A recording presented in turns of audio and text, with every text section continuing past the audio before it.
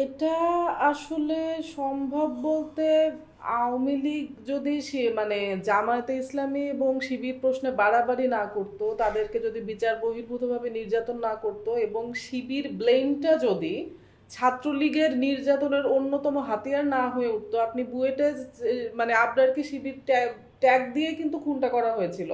S M হলে ফরিদকে যখন মানে মারা হয় তখন হচ্ছে শিবির ব্লেম দেওয়া হয়।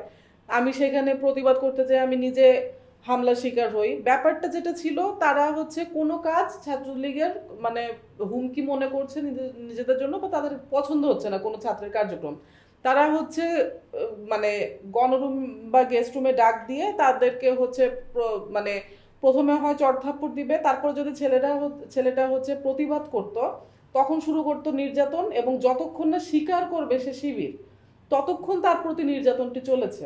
এটাই তো ছিল তাদের মডেল। এবং আমার মনে হয় যে শিবির যে এত মানে অপতৎপরতা চালানোর সুযোগ পেয়েছে, আমি পুরোপুরি এর জন্য আওয়ামী লীগ এবং ছাত্রলীগকে দায়ী করবো। এই সুযোগটি তারা তৈরি করে দিয়েছে।